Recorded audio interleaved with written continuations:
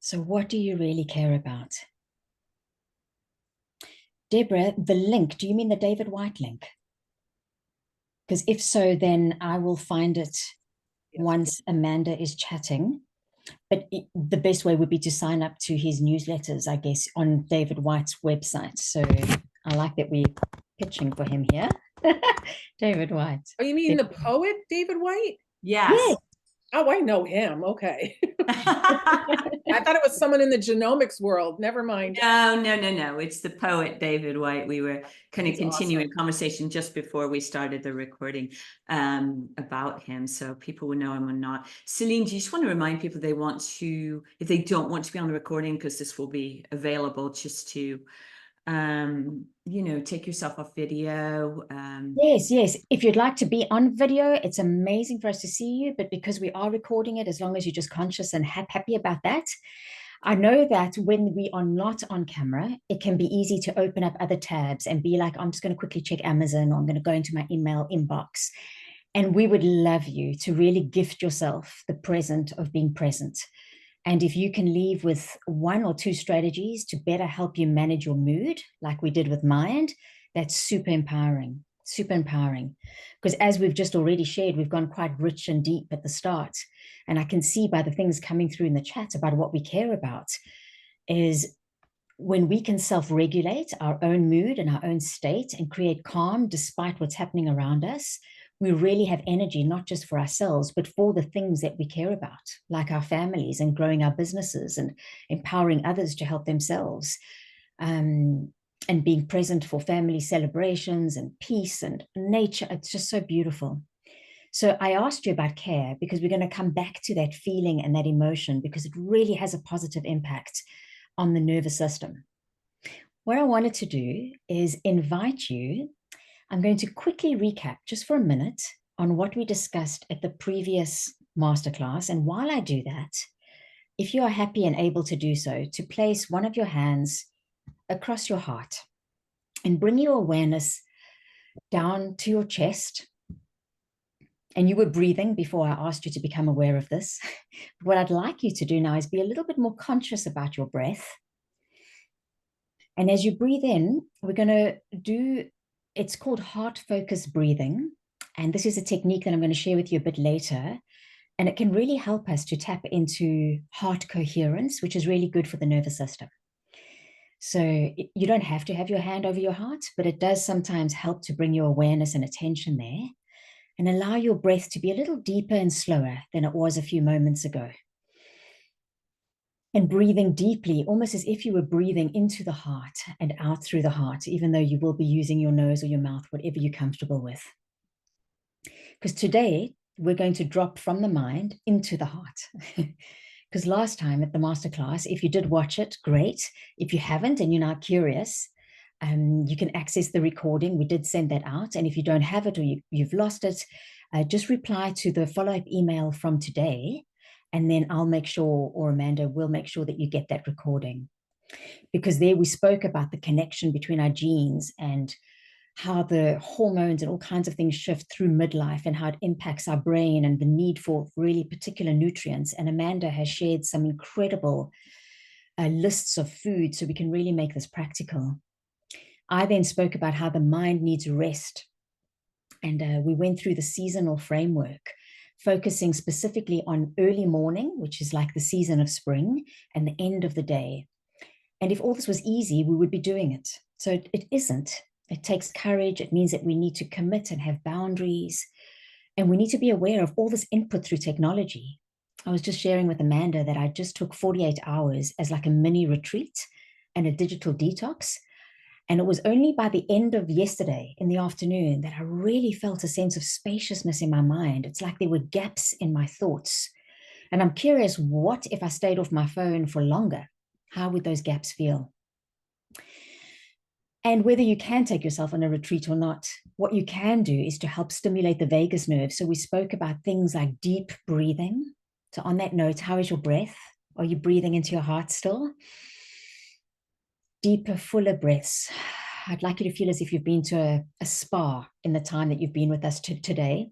And the other techniques We specifically spoke about humming and cold water exposure and gargling and smiling, which is the precursor to laughing. And today we're going to shift from the gene connection in the mind down to the heart. And as I said, well, I haven't, I'm going to say it now. The longest journey that we can make is the 10 or 12 inches from our head to our heart. So it also takes practice. And the heart is something we speak about a lot. If you just think of some of the expressions like hand on heart. So your hand might still be on your heart. You're welcome to let that relax or keep it there if it feels good. We speak about something being that we take it to heart, or we say, follow your heart, or from the bottom of my heart, or we speak about in a heartbeat, or to be heartbroken, or we wear our heart on our sleeve, or if we have a heavy heart, or we have a change of heart. I think you get the idea. We speak a lot about this incredible organ. And after Amanda shares some of the genetic connection, I'm going to speak about why the heart is just such a magical place to focus on, especially if we want to manage our emotions and feelings, because we generally associate those with the heart and thoughts with the mind. So to get us thinking into that line of thought, I have 3 questions for you. Please pop into the chat if you know the answer, or if you think you might know the answer. How long does it take for a positive emotion? So let's say you think about that thing that you care about, like nature or building your business or empowering people. How long would it take you to sit in that heightened state of care to change your heart coherence? Now, heart coherence is a positive thing. We want high heart coherence, and I'll explain why in a moment. But I'm curious, if you pop into the chat, how long do you think it takes? Spot on, Deborah. It is. Isn't that amazing that within a minute, and the more you practice, the easier this gets. So within 60 seconds, if you know how to do heart-focused breathing and bring in a feeling, a positive emotion, you can positively impact your heart. That means that you release chemicals like oxytocin and dopamine and serotonin, which Amanda is going to speak about. Second question, which animal is known as the mirror of human emotion? Any idea? Which animal is known as the mirror for human emotion? So they've got a big heart. Dogs, yes, but they're not quite as sensitive as It'd be dogs. neither are cats. As horses, you know, Isabel, I would love it to be elephants. I have a thing for elephants. So all animals are sensitive to heart coherence. They can pick up on our vibe, and I'll explain how that works in a moment. But it's actually horses. And I'm going to share with you my experience of being with a horse called Pascal and how potentially it can help you. My third question, because this is important, we cannot regulate our mood if we're not conscious of our mood or our feelings or our emotions. So part of emotional intelligence, or EQ, is having vocabulary to talk about our feelings. So I'm curious if you know what this feeling is. What word describes the experience of feeling both happiness for someone else's success, but also a longing or a sadness that it didn't happen to you? What do you think that feeling would be? If you're happy for someone, like a friend has got something, but at the same time, and this is the polarity of life and emotion. Deborah, spot on. I was going to write jealousy, but they're sort of like in the same sort of space, right? They are in the same space. And Brene Brown speaks, well, she illustrates the difference quite interestingly.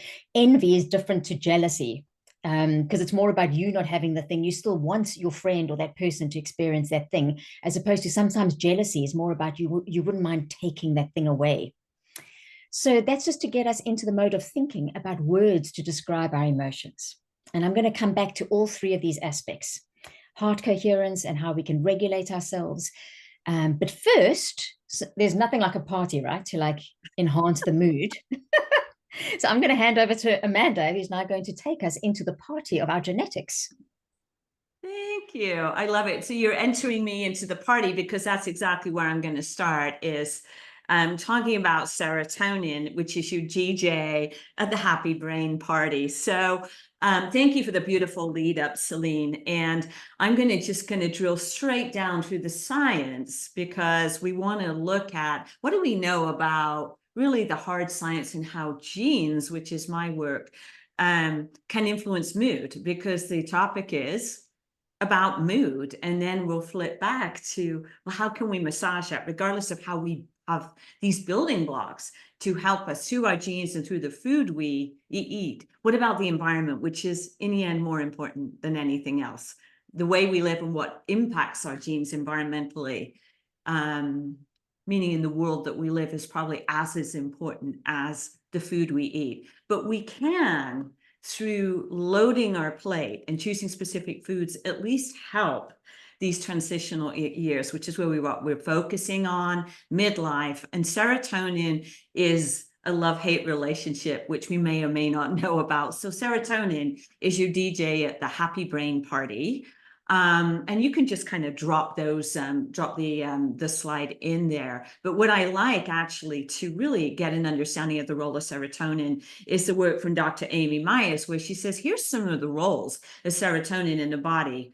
Regulates mood, and that's where I'm going to go, is like, what can we do from a food perspective and what's getting in the way? But serotonin is instrumental. She notes here on regulating bowel movements. There's an intimate relationship between your gut and your brain. And the majority of serotonin is produced in the gut, but it actually has a different impact on the body than the serotonin that's produced in the brain. It's easier to produce it in the gut than it is in the brain, because there's a competition, which is why some of us struggle in our mid-years or midlife with mood. All that being said, serotonin plays a key role in your GI, in your mood, in sleep. I wonder why. We're going to see which building blocks involved there. Also, interesting, plays a role in blood clotting and in bone health. Once again, bones, which often, if they're not laid down and maintained during our childhood, can rear their ugly head and surprise us during midlife years. And so serotonin also plays a key role in actually boosting the osteoclasts that are instrumental to your bone health. But as some of us have realized, or realize during or even after transitional years, the DJ starts to have some technical difficulties during our midlife years. And a lot of it has to do with an intimate connection between estrogen, our sex hormone that both males and females have, so males don't get off lightly here, and serotonin. So I call these DJ difficulties the hormone hustle, because estrogen, or estrogen as we pronounce the word outside the United States, is, I said here, it's like serotonin's backup dancer, but really it's its dancer. Estrogen is really instrumental, as you're going to see, in how the body helps produce serotonin, and serotonin is upstream from how your body produces melatonin. So it all kind of lines up. And as we go into our transitional years, our sex hormones can dance around quite a little bit. One day you're on and one day you're off. Isn't that Project Runway? Like one day you're on as a fashion designer and one day you're off. Well, it's the same with estrogen or estrogen midlife. Some days you're on and some days you're off. That has to do with the changes, but it also has to do with how our bodies break down estrogen. Whether you have a lot, whether you have a little. I'm not going to talk about that today, but there's a little bit of a hormone hustle, and that throws off your serotonin rhythm. Serotonin is instrumental, is one of the major instruments in the body that helps us manage mood, which is really what we're going to focus in on. And so because we go through this hormone hustle, we can have mood swings, as I note here, that could rival a teenager's, male or female. All right. So what is going on? Well, there's something called a nutrition cha-cha, which I'm going to come back to. But what I want to drop in here are the first two bullets here, Celine. Firstly, the tryptophan, which is an amino acid. It's a protein building block. And by the way, I know I have a lot of colleagues and practitioners listening in here, but we're really talking to people who don't have a scientific background. So I'm going to simplify things for us all. But one of the building blocks that we need, that we can get directly from food, that helps us maintain our mood and helps us build serotonin, which is a major mood modulator, is tryptophan. And one of the greatest challenges as we have is tryptophan is in competition with some other protein building molecules in the body. And depending on that balance, you'll either get the benefit of being able to build your mood modulator serotonin, or you're leaving it outside the nightclub, as you're going to see. So there's a competition, and we're going to come back to that in about 7 or 8 minutes. Okay, off we go, Celine. So what's really going on? So for those of you who know my work, you know that this is straight genetics. What I want you to focus in on is this beautiful diagram on the right-hand side. And this comes from our great colleagues at LifeCode Genomics, which is a British-based company. And I use their genomics particularly when I'm looking at mental health related issues, anxiety, depression, working with kids. So a great company. What is it I want you to see? Number one, in blue, think of this as a ladder. These are rungs on a ladder. This is how your body builds molecules. So what you're seeing here is tryptophan is that starter molecule. We find it in food, it's amino acid, and it goes through some transitional steps to make serotonin. Then what you'll see, it goes through some other steps to make melatonin. So to make melatonin, we need to make serotonin in the brain, okay? That's number one. The second thing is that I'm showing you is, we're not going to get into this, there's a bunch of genes that are involved. They're shown in gray. I've listed some of the many genes on the left-hand side that are involved in making and breaking down serotonin. So we need those genes to work. We're all different. We're able to look and see how efficient some of those genes are and what we can do about it. If you have inefficient genes, you can have inefficient serotonin production, dopamine production, or any production throughout life. You don't need to be in midlife or transformative years. So depending on how those genes are working, we can have some challenges. But what I want you to really see is on next to these genes in our ladder, we've got all these molecules in purple. And what those are cofactors or supporters. So once the genes do their work, they actually need specific vitamins and minerals to get from one stage to the next. So to produce all these, to go up the rungs, you got to have these friends along with you. So what happens if they're missing? Look at how many nutrients we need just to get from tryptophan to 5-HTP. Some people will take this as a supplement, okay? So that's why they're saying, okay, well, I can make serotonin if I take a supplement. But you still want these nutrients on board for other processes in the body.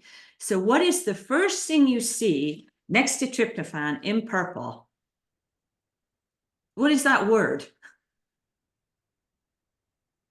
It's pronounced estrogen outside the United States. Estrogen. Estrogen is a Kickstarter for the process. Thank you, Penelope. But okay, so guess what happens during our transitional years? We start to lose the power of this key hormone. So can you imagine if you have everything else on deck, but you don't have that fuel? It's a little harder to produce a mood supportive, mood boosting, middle of the ladder molecule, serotonin.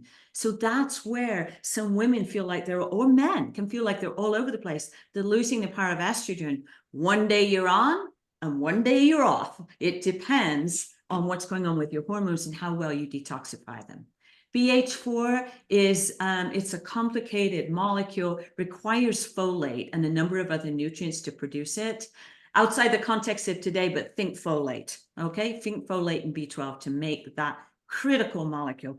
Can't make neurotransmitters without it. So how do you build serotonin? Okay, you need your genes. Those of us who work in genetics help you kind of fine tune your genes and get them to work for you. But all I want you to see here on the left-hand side is you need a bunch of nutrients, okay? Tryptophan, basic building molecule, basic starter molecule, and all these other nutrients. On the right-hand side, you'll get a chance to look at the slides. It explains what these molecules do. So what's the food? That's what we want to know, right? What's the next? So show the next slide, please, Celine. Here's the food.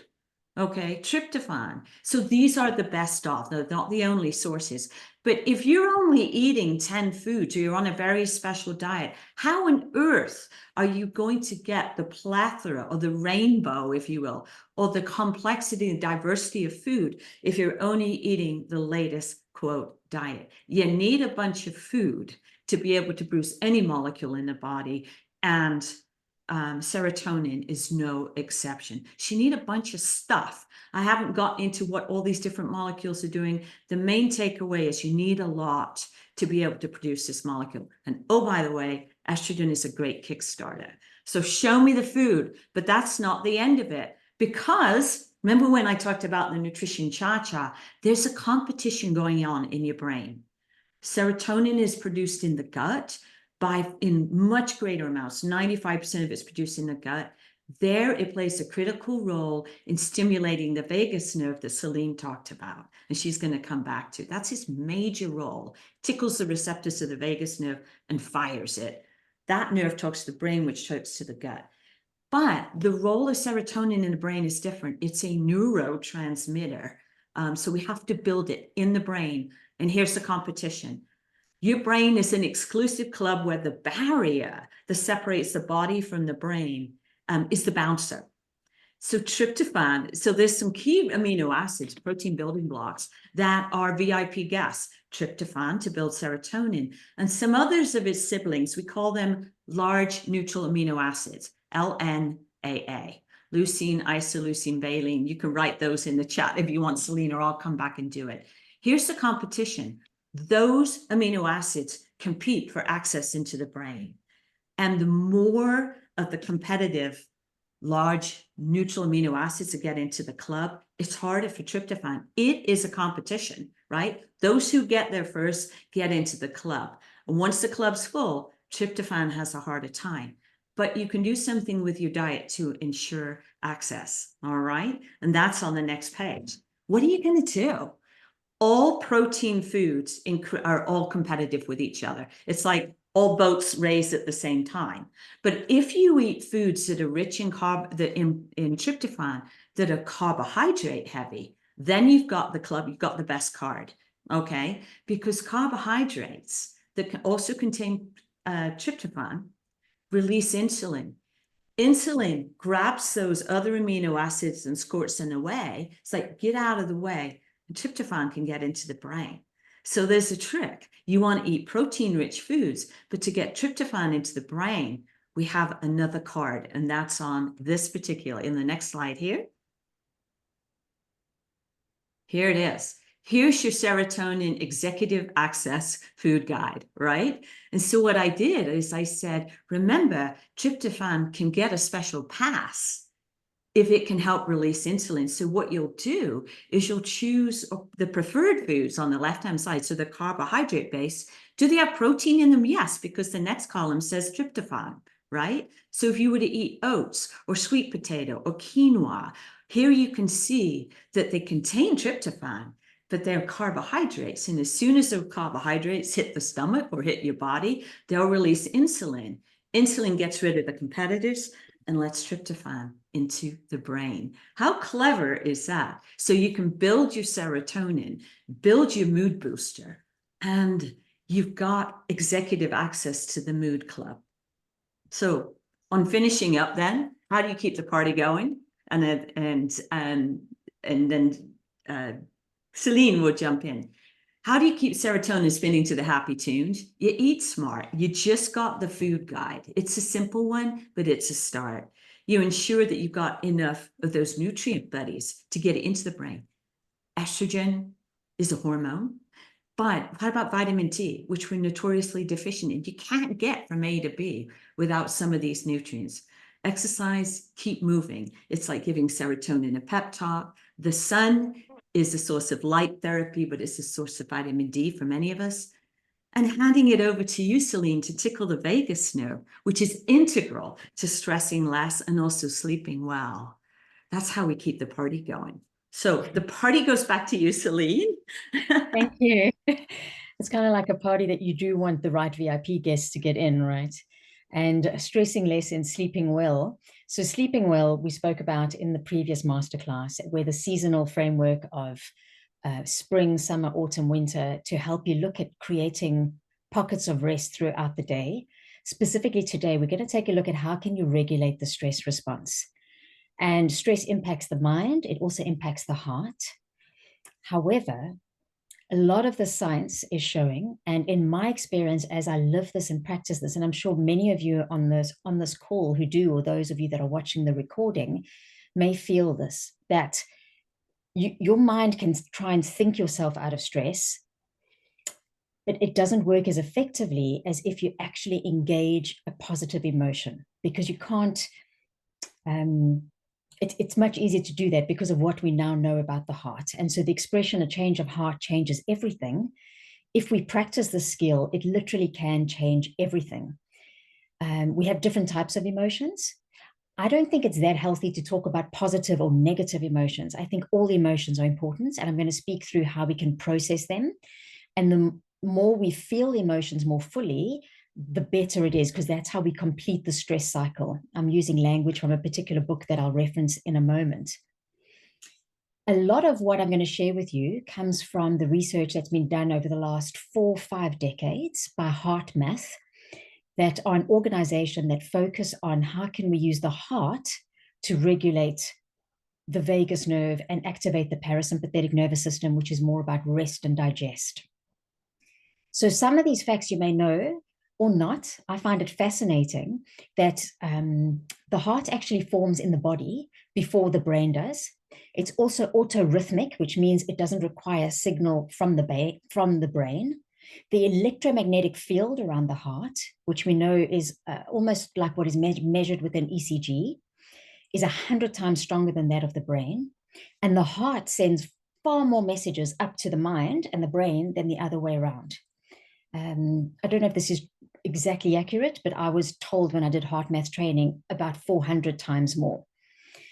And the heart has its own memory and nervous system. That's why we call the heart the small brain. It also, if we measure HRV, heart rate variability, that is apparently one of the most important factors in terms of our emotional resilience and our ability to be well and stay emotionally fit and agile. Emotions also work faster than conscious thought. So they work at a faster speed. That's why feeling your way out of a stressful situation or into more calm and peace is generally more effective than thinking your way out. I don't know if anybody's read the book Why Zebras Don't Get Ulcers, but I started off with the question about which animal we can look at. And most of you mentioned dogs and cats. And we know that animals don't use thoughts to get them out of stress. They literally use their heart and their sense of inner wisdom and inner tuition.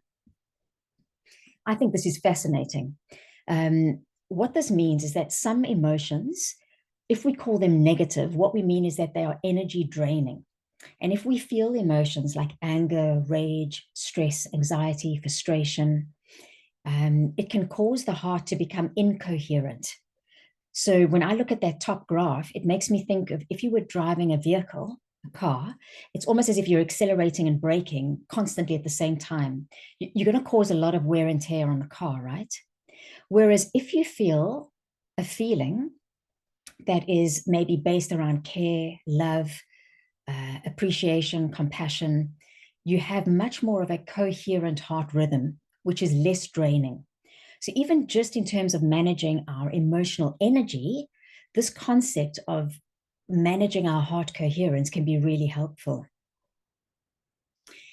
I'm curious, as I move on to the next slide, because I'd like this to really be practical, is what feeling or emotion or mood are you feeling right now? And you don't need to answer that. I'd like you just to bring your awareness to your heart or to a feeling or an emotion that you might have right now. Because if we stay in a feeling that might be negative in terms of, let's say, anger, frustration, and we cause this incoherence, the message going up from the heart to the brain is that we can't relax. We need to trigger the stress response. And so the limbic system gets activated, and that means that we have more adrenaline and cortisol. It increases inflammation. That doesn't drive good gut health. And so we can see this vicious cycle.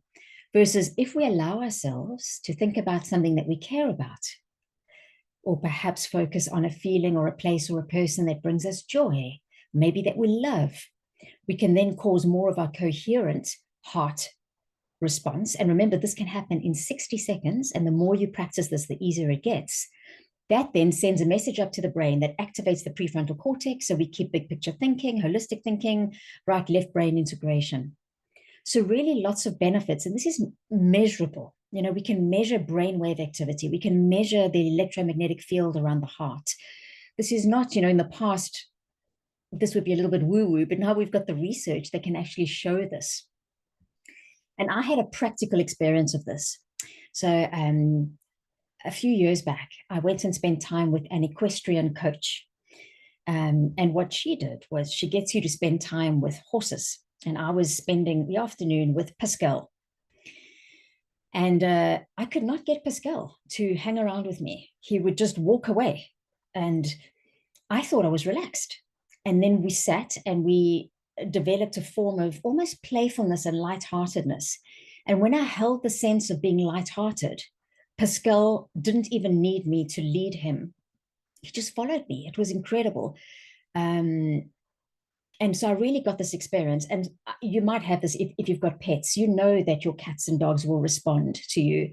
You also know what it's like if somebody walks into a room and without them saying a word, you can pick up on their vibe, right? Because our emotions, our moods give off an electromagnetic field. I don't know if any of you have come across Sean Acor's work. He's got a great TED talk, and he lectures at Harvard around the impact of happiness and joy. And some of his latest research has shown that when we take 2 minutes and take our hands off the keyboard and we go inward and we do heart-focused breathing, so we slow down our breath, that activates the diaphragm and the vagus tone. It gets us into heart coherence, especially if we allow ourselves to feel an emotion like care or love or appreciation or gratitude. We not only positively impact our own stress response, we also are able to reduce the cortisol of people around us. And if you've had any experience with doctors potentially, you know, the whole concept of bedside manner and how that helps with healing is also interlinked to this. So I guess this is also helpful to know if you're ever dealing with difficult personal conflicts or teenagers, or that the best thing you can do and the best gift you can bring to a difficult situation is your state, And I think one of the 5 words that really changed the projection of medicine and science was by the French philosopher René Descartes, who said, "I think, therefore I am. I think, therefore I am." I disagree. I feel that statement should be, "I feel, therefore I prosper." So we are not thinking creatures who occasionally feel. We are feeling creatures who occasionally think. And this is an expression that's come out of a book called Burnout, Solve Your Stress Cycle, a really practical book written by 2 sisters. And they speak about the need to complete the stress cycle. And I'm going to share with you some techniques of how you can complete the stress cycle. What's important to mention here is when we don't fully feel emotions, let's say something upsets us, or we have a difficult experience, maybe even from our childhood, or even, you know, through adulthood, if we don't process those emotions, they don't just go away. So they sit within the fascia, the nervous system, and they're 2 incredible reads about the impact of suppressing emotions. So Gabor Mate, When the Body Says No.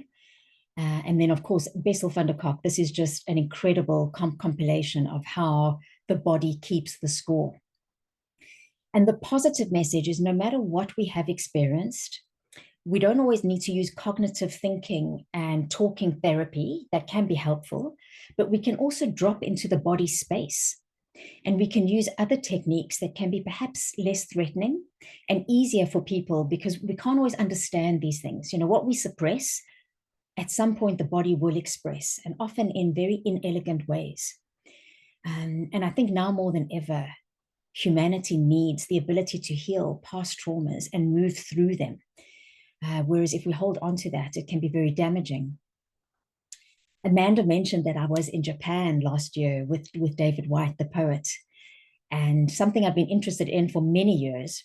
I personally do mosaic art, so I love to break ceramics and then put them together. And kintsugi is a form of Japanese ceramic repair, where if an artifact is damaged or broken, instead of throwing it away, it goes to a kintsugi master, which then puts it back together with gold lacquer, and that item is esteemed of greater value than the original one. So the message there, which is so powerful and so beautiful, is that when we accentuate what we would identify as cracks or brokenness or vulnerabilities, or express emotions that maybe society doesn't label as appropriate, but that makes us more beautiful and of higher value. And I just think this is just a lovely reminder of it's all right to have cracks and to show them. In fact, the more of us, especially those of us that are in clinicians or in clinical work or able to help others, that we process our own emotions so that people feel safe in our space, and also we then give them permission to do so. So completing the stress cycle that I mentioned in that previous book by the two sisters, movement is an incredibly important way to do this. And Amanda already spoke about how important it is to exercise. But here, I think we need to move beyond just exercise. It's also about using things like primal movement and allowing our body to maybe listen to music and release and shake. And I know that Amanda and I both share a love of Qigong. So using energy-based slow movement, and all of that can help to keep the meridians and the energetic body, which is deeply connected to our state of feelings, emotions, and mood, more clear. I personally do a lot of different breath work type activities. And I find that that's been really helpful to allow the breath to process. And if there's a negative emotion or a tightness in my body, when I ask myself, where is that anger that I'm feeling? The less I use my mind and the more I use my breath to breathe space and peace into it, it then dissolves. And I don't need to understand how it works. I think, like Amanda said at the start, our ancestors knew a thing about a thing or two. And I've been studying a bit of shamanism. And one of the key things in shamanic work is movement and breath and using music potentially. Connection is important. So we need to connect to ourselves, connect to people. So disconnect from our phones more often and eyeball to eyeball contact with people, because we pick up on their electromagnetic field as they pick up on ours. Laughing is important, so finding ways potentially to laugh, but not just laugh, also feeling other emotions. Last week, I had some upsetting news about my mum and her health, and I allowed myself the safe container to wail and cry. And I used music because I find it not easy to cry, but there's some songs that if I sit in stillness and breathe deeply and I listen to them, and I just felt incredibly better after that. You know, children do this well. When, 2, 3, 4-year-olds, they can get incredibly upset about the fact that you gave them blackberries instead of banana. And then the very next minute, they're absolutely fine because they release that emotion. And also creative expression. So through art or poetry or journaling, very important. And what I haven't mentioned here that I'm going to mention a bit later, but I think it's important actually, is spending time in nature. So nature for me is one of the most important food groups. And being able to manage our mood and our emotions and feelings means that we need to have vocabulary. And I don't know about you, but I grew up in a time where, I don't know, emotions were kind of separate and you just got stuff done and you worked. And I wasn't really given the language. So it's taken me time. And the one thing that has helped, which I'm going to share just on the next slide, is I printed out an emotional wheel. And I started asking myself in the mornings, because I had it in my office on the pin board, which emotion am I feeling? And that was great. And then there's now an app that I've been using for the last month, which is incredible. And it's free of charge. I still haven't figured out, because they haven't tried to sell me anything. So I'm going to share that with you in a moment. This book is also super special. If you like Brené's work, she highlights 80 different emotions in this book. And it's important because if we can label and speak about and manage our feelings and emotions, then they don't have as much of a strong hold on us. We need to move away from just being mad, glad, sad, or afraid. If you're mad, are you infuriated or are you slightly irritated? There's a big difference, right? So on that note, I'm curious if you're happy to share in the chat. Is there an emotion that you have felt today that you're happy to share? You don't need to share why, but what emotion have you felt today? I felt a lot of shock because I was on a train journey and we were stopped for an hour and a half because very sadly, somebody jumped off a bridge onto the tracks. And I just sat for a long time thinking, their emotional state must have been in a very difficult place to make that decision. So thank you. We got overwhelmed, frustrated, disappointed. It's interesting that it's the negative emotions that are coming through. That often is the case. And if this is one thing that you take away, is at the end of your day, for me, it's evening. I know for some of you, it might be much earlier in the day, depending on what time zone you're coming in on, is to reflect on what was the overriding emotion, or what was one emotion that stood out for you. And can you identify the cause? Because when we do that and we go one layer beneath the emotion, we start realizing that we can potentially shift them if we know what's causing it. Amanda, I love that you felt wonderment and astonishment. And Guy, that you felt gay, that you felt calm. So one way to help with our vocab, sure, you could make a study of Atlas of the Heart and learn 80 different emotions. You could also print out from the internet. These are super easy to find, and you can get some beautiful posters. And maybe keep these in the kitchen, or I don't know, in your bathroom, just because the more we see the vocabulary, the more we start getting this finesse in our emotions. And what I recently found is this app called How We Feel, which labels emotions as high energy or low energy, which is very much what heart math does, which I quite like. And every day you can choose how often. So I check in mid-morning and mid-afternoon. And then over a few weeks, you can get a trend of when you are feeling what types of emotions. And there's some really practical tools to help you stimulate the vagus nerve and to get into more of that heart coherence. And it's free. Like I said, I'm not exactly sure why. It's a great app. I'm not saying it's the only one, but it's one that I personally have found quite user-friendly.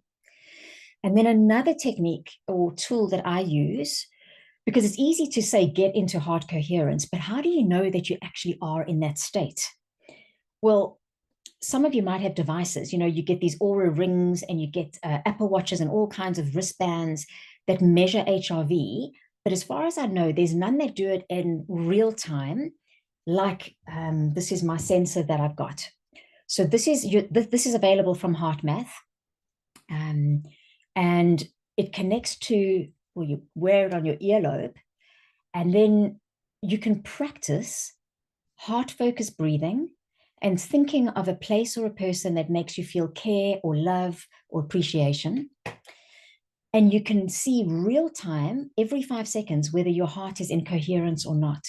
And it's fascinating because you might think that something's working, but you don't know until you really get the data back. And the more I practice with this device, the less I need it.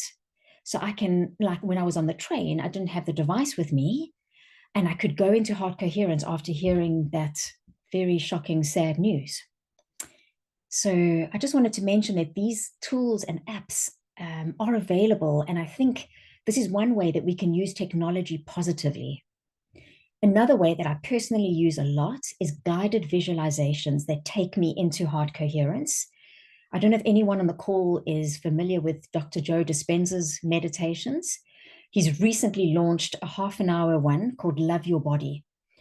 And he also works with the HeartMath Institute, and they're doing a lot of research around the positive impact that it has on our mood. And I think more so during midlife, when so much is changing and it can feel very chaotic. The more we can create a sense of calm within our bodies, because that's the one thing we can control. Makes me think of the serenity prayer, help me to know what I can control and to let go of the things I can't. So these are some practical techniques, and I don't want to overwhelm you. I'd like you to maybe notice if there's one or two that you think, actually, I can print out the wheel of emotions, or I can get a copy of Atlas of the Heart. I can try that app, or I could maybe try some heart coherent based visualizations. And then in terms of keeping it real, when can we apply this into our day? And this links back to the Mind Masterclass. So in the morning when you wake up, a lot of us are waking up with our devices as an alarm clock, and we're reaching for them before we actually reach into our own hearts and check with ourselves. So could you wake up in the morning and check in with yourself first? And I'm assuming that maybe because you're on this call, you might be somebody who already does that. But I do a lot of leadership workshop and with general employees, and I am astonished how many people within 3 minutes of being awake, some even 30 seconds, they don't even go to the toilet first, are checking their phone. And if you're going to do that, you're going to see a piece of news or social media or a WhatsApp or a message. It's going to potentially shift you into the sympathetic stress response versus parasympathetic. So at the beginning of your day, could you create some time where you check in with yourself? And we need to practice these techniques, because once we engage with the outside world, goodness knows, the stress response is involuntary. We're going to be releasing loads of stress hormones. We want to be able to practice relaxation and staying calm. And it really is a practice. It is a practice. 2 ways that you can practice this, besides the ones that I've already mentioned, is by feeling a state of thankfulness. So Martin Seligman, who's considered the father of positive psychology, and he wrote the book Flourish, and then Sean Achor and many others, in positive psychology, gratitude has been studied a lot. And this isn't for everybody, but the research shows that if you spend a few minutes a day reflecting on what you are grateful or thankful for, it can release oxytocin, serotonin, and dopamine and help you stimulate the vagus nerve and the parasympathetic nervous response. So for instance, this is a technique that has worked for me. So I started 9 years ago writing a gratitude journal. So every day I'll just write in a few things that I'm grateful for. That's 5 years in one. And now I'm into year 4. I don't want to brag. I want to show you how, if you start something today, it'll seem so small. It's 3 or 4 minutes when you're having your morning tea or coffee. But over years, you can look back. And when I have an off day, which is happening a lot lately, I think I've become very empathetic and sensitive to what's going on around me. But I pick up this diary and I'm just like, wow, I did that and I did that. And then I sometimes message the people I was with. So that's one way to also, that is like a random act of kindness, and that also makes us feel good. So there's gratitude, and then there's joy spotting. Joy spotting is when you actively in your day realize that things could make you happy. And it could be as simple as, those yellow pot plants make me very happy. So when I look at them, I notice, I allow myself to feel a moment of joy. And if you're struggling with this, or you're curious about how you can use your natural environment, like buildings and nature, and you have not watched this TED Talk, I think this woman needs a lot more exposure than she seems to get. Ingrid Fettel-Lee has done a TED Talk called Where Joy Hides and How to Find It.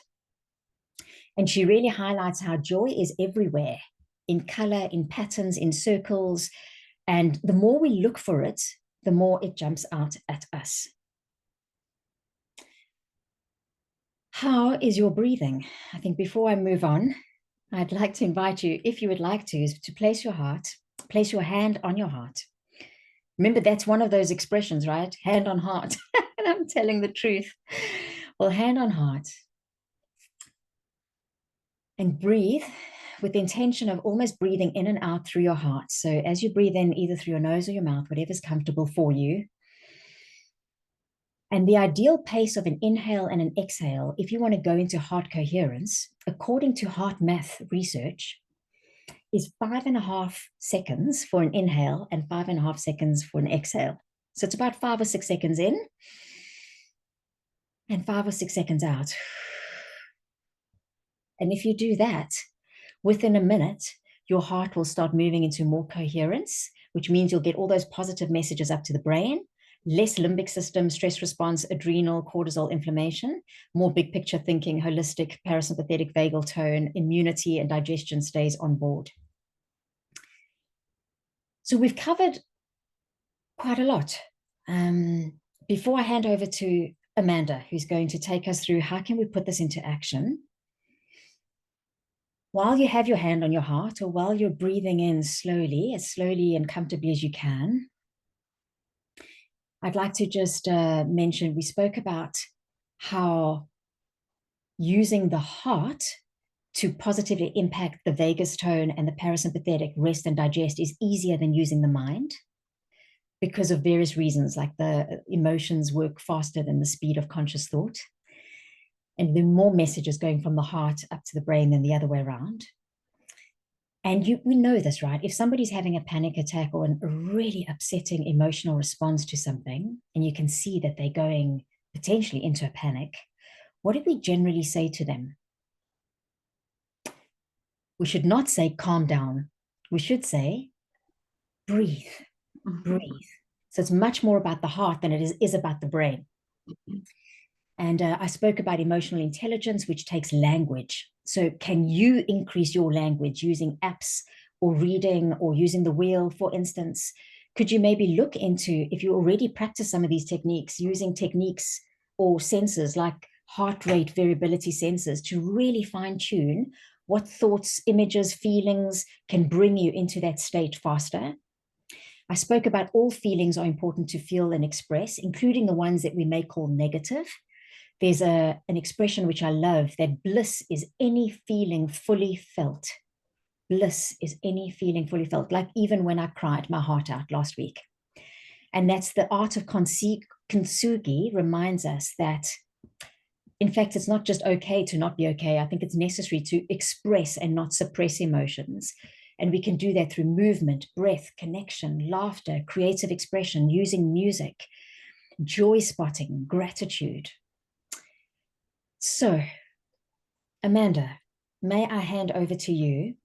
You may, but just stay with me, just like close the slides, because I think we can close by actually having an interactive discussion. But I think that what you put on this slide is exactly what I want to close is what's one thing from all the different suggestions. I'm going to lean into your side, Celine. One thing that really spoke to any of us, and many of us maybe doing one or two of these things, but some of us may not. What is one thing that Celine mentioned, because you're working on the environmental side? And as I say to people, you can't eat your way to calm. You know, if you think following my steps with food will get you to calm when you don't deal with yourself and your reactions to the outside world, I think that that would be a wrong prescription for me. It's part of the process, but it's the environment that speaks probably more louder to who we are as human beings, and very particularly to our genes. That's probably even more important than feeding the minutiae of our biochemistry, which is interesting for me to say, you know, as a practitioner. And I know several of us listening in are practitioners, and in many of the conversations I've had with you, we agree. And you particularly, Gay, in the many years I've worked with you, it's if you don't deal with the environment, which we can seize, right? We can own that. Then it's not that nothing else matters. It's getting to where you want to be is going to be a much harder, slower road. So what is one thing that you are going to choose to do of the many suggestions from Celine that you could do now, or it is new to you? That's one thing. The other thing that I think of as I was listening to you, Celine, is, you know, we talked a lot about breath work, which can be weird and funky for some people because they don't actually know their breath. They know their breath through being out of breath through exercise, right? That's very different than knowing your breath as a tool for actually living. And we talked very briefly about Qigong, but there's this beauty. If you don't want to wear a monitor, or you don't want to hold your heart or whatever, then Qigong is another way to experience your breath, because you're actually doing very simple movements and learning how to move with your breath. And you'll suddenly realize, like, I can't do that on a slow breath count. So it teaches you very slowly to know where your breath is and to move with it. And you'll feel coherence, and you feel different when you do that kind of activity. So definitely. Yeah, I even for me, I'm like, there was about 5 different things, different resources I wrote down. And I'm really interested myself in the TED Talk, the happy advantage, because not everyone who gives talks on happiness is happy themselves. You just feel that, right? You can feel that with their energy, which is so go with your emotions there. So that's number two. That would be my biggest thing in wrapping up. And then I'm just going to flip to the food side. So I went very fast through. Yeah, in fact, if you're feeling the way you're feeling, there really is a very real biochemical, emotional reason. And it can come from your genes, and it can come from understanding how you're built and what those building blocks are, where the inefficiencies are. If that's you and you're struggling, don't struggle by yourself. Okay, there are clinicians or practitioners who are really trained to help you navigate how your body's built. Okay, so if you don't know, if you are struggling and you're like, oh, who can help me? I like what you said, or like what Celine said, please send us an email. We will connect you with someone who can help you unpack how you're built from your genes and your hormones up. It's incredible work. It's life-changing work, and it resides right alongside what you talked, everything that Celine talked about, which is why we work together. It's the environment, and it's how you're built, and you deserve the best of understanding both. Celine, what else? Well, I'd like to just mention, in the comment, many of us have a hard time expressing and moving through emotions because we don't live in a society that encourages that.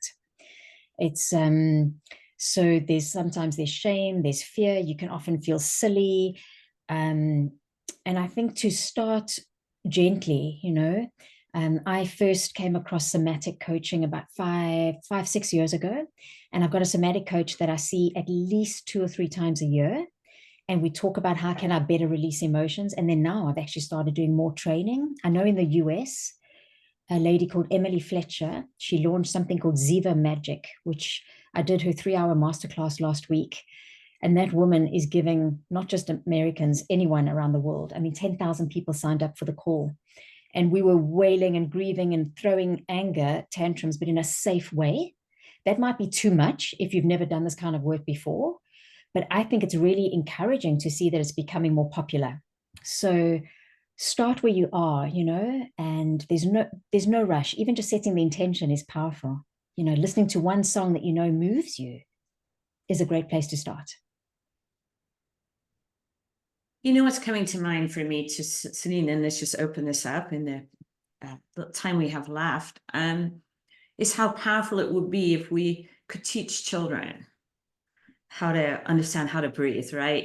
Understand that they may feel that they can't control anything, which is why they throw tantrums and refuse food and all that stuff. It's like, I'm going to control you through my emotions. But imagine if we could give them the gift of knowing that they can actually control exactly how they interact with the world by understanding their breath and movement. I mean, how calming and powerful that would be for children who may feel out of control or feel like they don't fit in because they're different or whatever. I mean,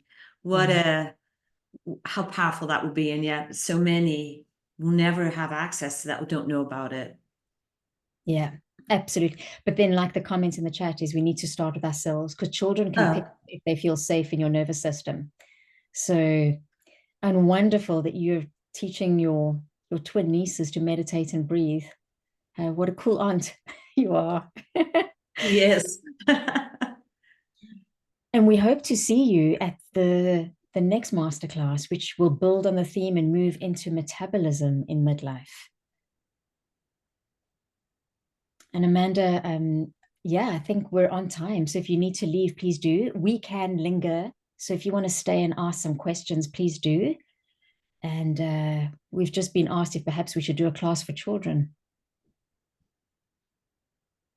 I feel quite intimidated by kids because I don't have my own. So, but what I know is that if I manage my state, especially when I'm around teenagers, they respond to me really better than if I'm distracted or anxious. So it's a bit like the time I spent with Pascal, the horse. Really enlightening. Thank you so much for joining us. Yes, everyone. Thank you.